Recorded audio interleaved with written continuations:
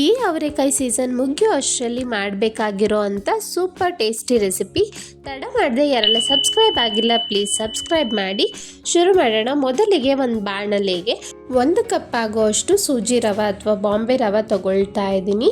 Low to medium flame ಇಟ್ಕೊಂಡು 1 ನಿಮಿಷಗಳ ಕಾಲ ಚೆನ್ನಾಗಿ ಫ್ರೈ ಮಾಡಿಕೊಂಡು ಅನಂತರ 1 ರಿಂದ 2 ಟೇಬಲ್ ಸ್ಪೂನ್ ಆಗೋಷ್ಟು ತುಪ್ಪ ಅಥವಾ ಎಣ್ಣೆನ ಹಾಕೊಳ್ಳಿ. ಅನಂತರ ಫ್ರೈ ಮಾಡ್ತಾ ಬಂದರೆ ಲೈಟಾಗಿ ಗೋಲ್ಡನ್ ಬ್ರೌನ್ ಆಗುತ್ತೆ. ಹಾಗೆ ರವೆ ಹುರಿತಾ ಇದ್ದರೆ ಒಳ್ಳೆ ಘಮ ಬರುತ್ತೆ. ಅಲ್ಲಿ ತನಕ ಫ್ರೈ ಮಾಡ್ಕೋಬೇಕು. ಸುಮಾರು ಇಲ್ಲಿ 3 ನಿಮಿಷಗಳ ಕಾಲ ನಾನು ಫ್ರೈ ಮಾಡಿಕೊಂಡು ರವೆನ ಪಕ್ಕಕ್ಕೆ ತೆಗೆದಿಡ್ತಾ ಇದ್ದೀನಿ. ಈಗ 4 ರಿಂದ 5 ಟೇಬಲ್ ಸ್ಪೂನ್ ಆಗುವಷ್ಟು ಅಡುಗೆ ಎಣ್ಣೆನ ಹಾಕೊಳ್ಳೋಣ. ಎಣ್ಣೆ ಒಂಚೂರು ಬಿಸಿ ಆಗ್ತಿದ್ದಂತೆ ಖಾರಕ್ಕೆ ತಕ್ಕಂತೆ ಒಂದು 7 ರಿಂದ 8 ಹಸಿಮೆಣಸಿನ್ಕಾಯಿನ ಹಾಕ್ಕೊಳ್ತಾ ಇದ್ದೀನಿ. ಇದು ಅಷ್ಟೊಂದು ಖಾರ ಇಲ್ಲ, ಅದಕ್ಕೆ ಖಾರಕ್ಕೆ ತಕ್ಕಂತೆ ನೋಡಿಕೊಂಡು ಹಾಕೊಳ್ಳಿ. ಈ ರೀತಿ ಎಣ್ಣೆಗೆ ಹಾಕೋದ್ರಿಂದ ಅದರಲ್ಲಿರೋ ಅಂಥ ಖಾರ ಎಲ್ಲ ಬಿಟ್ಕೊಳ್ಳುತ್ತೆ. ಒಂಚೂರು ಫ್ರೈ ಮಾಡಿಕೊಂಡು ಅನಂತರ 1 ಮೀಡಿಯಮ್ ಸೈಜ್ ಈರುಳ್ಳಿನ ಹಾಕೊಳ್ತಾ ಇದ್ದೀನಿ. ನಂತರ ಸ್ವಲ್ಪ ಫ್ರೆಶ್ ಆಗಿರೋ ಅಂಥ ಹಸಿ ಕರಿಬೇವನ್ನು ಹಾಕೊಳ್ಳಿ. ಒಳ್ಳೆ ಫ್ಲೇವರ್ ಕೊಡುತ್ತೆ ಈ ಬ್ರೇಕ್ಫಾಸ್ಟಲ್ಲಿ. ಎಲ್ಲವನ್ನು ಚೆನ್ನಾಗಿ ಫ್ರೈ ಮಾಡ್ಕೊಳ್ತಾ ಬನ್ನಿ. 1 ರಿಂದ 2 ನಿಮಿಷ ಫ್ರೈ ಮಾಡಿದ್ರೆ ಸಾಕು. ಅನಂತರ 1 ಕಪ್ ಆಗುವಷ್ಟು ಸಣ್ಣದಾಗಿ ಕಟ್ ಮಾಡಿರೋ ಅಂಥ ಕ್ಯಾರೆಟ್ನ ಹಾಕ್ತಾ ಇದ್ದೀನಿ.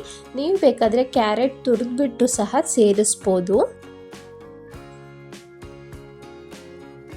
ನಾನಿಲ್ಲಿ 1 ಕಪ್ ಆಗೋಷ್ಟು ಅವರೆಕಾಳನ್ನು ತಗೊಂಡಿದ್ದೀನಿ. ಇದನ್ನು ಹಿದಕ್ಬಿಟ್ಟು ಬೇಕಾದರೂ ಹಾಕೋಬೋದು. ನಾನಿಲ್ಲಿ ಹಾಗೆ ಹಾಕ್ತಾ ಇದ್ದೀನಿ. ನಿಮ್ಮ ರುಚಿಗೆ ತಕ್ಕಂತೆ ನೀವು ನೋಡಿಕೊಂಡು ಹಾಕೊಳ್ಳಿ. ನಾನಿಲ್ಲಿ ರವೆ ಎಷ್ಟು ತಗೊಂಡಿದ್ದೀನೋ ಸಮ ಪ್ರಮಾಣದಲ್ಲಿ ಹಸಿ ಅವರೆಕಾಳನ್ನು ತಗೊಂಡಿದ್ದೀನಿ. ಈ ರೀತಿ ಹೆಚ್ಚಿಗೆ ಹಾಕೋದ್ರಿಂದ ರುಚಿ ತುಂಬಾ ಚೆನ್ನಾಗಿ ಬರುತ್ತೆ. ಅವರೆಕಾಯಿ ಬಂದು ನೀವು ಇಷ್ಟೇ ಹಾಕಬೇಕು ಅಂತ ಏನಿಲ್ಲ. ಹೆಚ್ಚಿಗೆ ಬೇಕು ಅಂದರೆ ಹೆಚ್ಚಿಗೆ ಹಾಕೋಬೋದು, ಅಥವಾ ಅಲ್ಲಲ್ಲಿ ಸಿಕ್ಕಿದ್ರೆ ಸಾಕು ಅನ್ನೋರು ಕಡಿಮೆ ಬೇಕಾದರೂ ಹಾಕೋಬೋದು.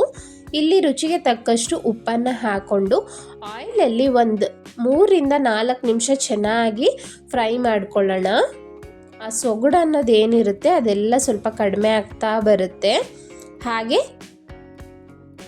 ಇಲ್ಲಿ 3 ರಿಂದ 4 ನಿಮಿಷ ಫ್ರೈ ಮಾಡ್ಕೊಂಡಿದ್ದೀನಿ. ಅನಂತರ ಒಂದು ದೊಡ್ಡ ಟೊಮೆಟೊನ ಕಟ್ ಮಾಡಿ ಸೇರಿಸ್ಕೊಳ್ತಾ ಇದ್ದೀನಿ. ಟೊಮೆಟೊ ಎಲ್ಲ ಒಂಚೂರು ಸಾಫ್ಟ್ ಆಗಲಿ. 1-2 ನಿಮಿಷ ಫ್ರೈ ಮಾಡ್ಕೊಳ್ತಾ ಬಂದರೆ ಕಂಪ್ಲೀಟಾಗಿ ಟೊಮೆಟೊನು ಸಹ ಸಾಫ್ಟ್ ಆಗ್ತಾ ಬರುತ್ತೆ.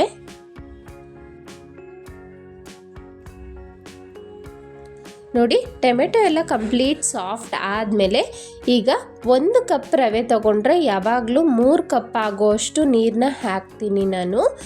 ಪರ್ಫೆಕ್ಟ್ ಕನ್ಸಿಸ್ಟೆನ್ಸಿ ಬರುತ್ತೆ.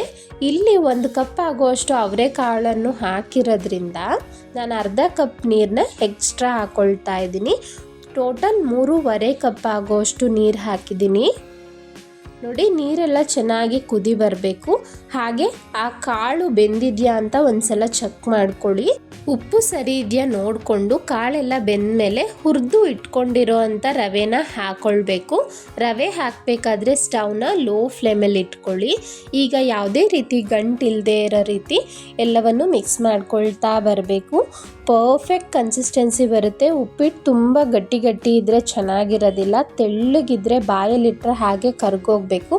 ಆ ಕನ್ಸಿಸ್ಟೆನ್ಸಿ ಕೊಡುತ್ತೆ ನಿಮಗೆ. ಈಗ ಫ್ರೆಶ್ ಆಗಿರೋವಂಥ ಕೊತ್ತಂಬರಿ ಸೊಪ್ಪನ್ನ ಹಾಕ್ಕೊಂಡು ಎಲ್ಲವನ್ನು ಮಿಕ್ಸ್ ಮಾಡ್ತಾ ನೋಡಿ ನಾನು ಸ್ಟವ್ನ ಆಫ್ ಮಾಡ್ಕೊಳ್ತಾ ಇದ್ದೀನಿ. ನಾರ್ಮಲ್ ಆಗಿ ತುಂಬ ಜನಕ್ಕೆ ಉಪ್ಪಿಟ್ಟು ಅಂದರೆ ಇಷ್ಟ ಆಗೋದಿಲ್ಲ.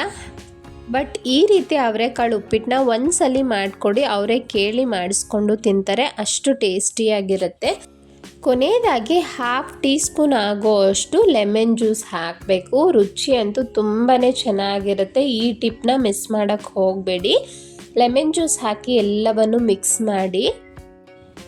ರುಚಿ ಅಂತೂ ತುಂಬಾ ಚೆನ್ನಾಗಿರುತ್ತೆ. ಬಿಸಿ ಅವರೆಕಾಳು ಉಪ್ಪಿಟ್ಟು ಮೇಲೆ ಒಂದು ಸ್ವಲ್ಪ ತುಪ್ಪ ಹಾಕ್ಕೊಂಡು ಟೇಸ್ಟ್ ಮಾಡಿ ನೋಡಿ ಹೇಗಿರುತ್ತೆ ಅಂತ ಕಮೆಂಟ್ನಲ್ಲಿ ತಿಳಿಸಿ. ಇನ್ನು ಯಾರೆಲ್ಲ ಸವಿ ಕಿಚನ್ ಕನ್ನಡಗೆ ಸಬ್ಸ್ಕ್ರೈಬ್ ಆಗಿಲ್ಲ ಪ್ಲೀಸ್ ಈಗಲೇ ಹೋಗಿ ಸಬ್ಸ್ಕ್ರೈಬ್ ಮಾಡಿ. ಈ ವಿಡಿಯೋ ಇಷ್ಟ ಆಗಿದ್ರೆ ನಿಮ್ಮ ಫ್ಯಾಮಿಲಿ ಫ್ರೆಂಡ್ಸ್ಗೆ ಶೇರ್ ಮಾಡಿ, ಲೈಕ್ ಮಾಡೋದನ್ನು ಮರಿಬೇಡಿ. ತುಂಬಾ ಕ್ವಿಕ್ಕಾಗಿ ಇನ್ಸ್ಟೆಂಟಾಗಿ ಮಾಡುವಂಥ ರೆಸಿಪೀಸ್ ನನ್ನ ಚಾನಲಲ್ಲಿ ಆಲ್ರೆಡಿ ಅಪ್ಲೋಡ್ ಆಗಿದೆ. ಇನ್ಸ್ಟೆಂಟಾಗಿ ಮಾಡುವಂಥ ದೋಸೆ ರೆಸಿಪೀಸ್ ಇದೆ. ಇಂಟ್ರೆಸ್ಟ್ ಇರೋರು ಚೆಕ್ ಮಾಡ್ಕೊಳ್ಳಿ. Thank you so much.